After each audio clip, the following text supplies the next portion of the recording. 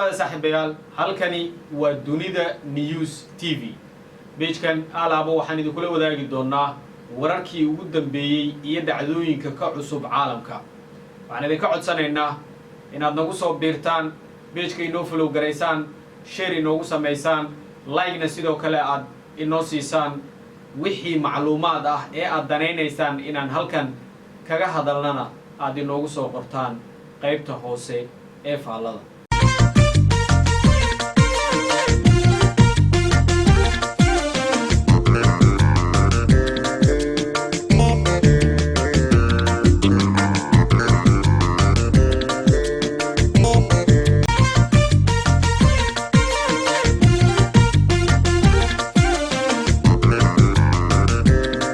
bismillahirrahmanirrahim saaxiibayaal ku soo dhawaada beejkeena cusub ee Dunida News TV waxaan halkan idin kula wadaagi doonaa dhacdooyinka ugu dambeeyay ee si maalinle ah uga dhaca caalamka waxaana maanta diiradda saari doonaa canshuuraha dalka Mareykanka oo ku soo rogay dalal dhowr ah oo iyagu isbedel weyn ku sameeyay suuqyada caalamiga ah iyo dunida guud ahaanba saameyn gaar ah ku yeeshay. madaxweynaha dalka Mareykanka Donald Trump ayaa labadii bishii Abriil ee sanadkan 2025 waxa uu ku dhawaaqay canshuuro cusub oo saameynaya dhammaan wadamada ganacsiga la leh dalkaasi Mareykanka. waxa uu Donald Trump sheegay in dhammaan wadamada ganacsiga la leh dalkaasi Mareykanka oo ay ugu horeeyaan Shiinaha iyo wadamo kale uu saameyn ku yeelan doono canshuuraha cusub oo isagu uu sheegay in dana gaar ah ay ka leeyihiin dalkaasi Mareykanka. canshuurahan oo loo yaqaano canshuuraha iswaafajinta waxa ay ka kooban yihiin laba heer. canshuurta koowaad ayaa ah canshuuraha aasaasiga ah oo laga bilaabo 5 bishan Abriil oo maanta ku aadan laga doonayo wadamada u soo dhoofiya alaabaha dalkaasi Mareykanka inay bixiyaan 10% oo ah canshuuro cusub. canshuuro dheeraad ah oo ah heer sare waa canshuurta labaad ee lagu soo rogay wadamada xiriirka ganacsi uu kala dhaxeeyo dalkaasi Mareykanka waxaana canshuurahan ay saameyn doonaan dalal gaar ah oo ay ayagu ugu horeeyaan dalka Shiinaha waana canshuur 50% ka badan la saaray wadamada qaar.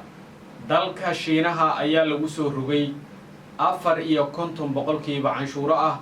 sidoo kale dalka Cambodia ayaa isagana waxa lagu soo rogay 49% canshuur gaaraysa. sidoo kale dalka Vietnam ayaa lagu soo rogay 46% canshuur gaaraysa halka midowga Yurub lagu soo rogay 20% canshuur gaaraysa. tallaabadan ayaa lagu sheegay in ay lagama maarmaan u tahay wax ka qabashada isku dheelitirka ganacsiga ee dalkaasi Mareykanka iyo sidoo kale ilaalinta amniga qaranka ee dalkaasi Mareykanka. suuqyada maaliyadeed ee dalkaasi Mareykanka ayay canshuurahan waxa ay u saameeyeen si dadban.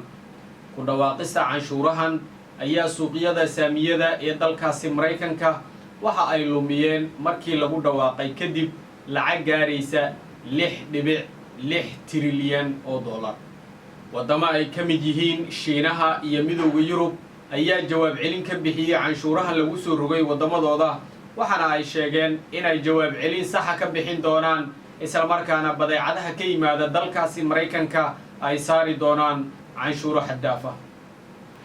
gudoomiyaha Federal Reserve ayaa waxa uu sheegay in canshuurahan ay saameyn ku yeelan karaan ganacsiga guud ee dalkaasi isla markaana ay hoos u dhigi karaan dhaqaalaha dalka Mareykanka.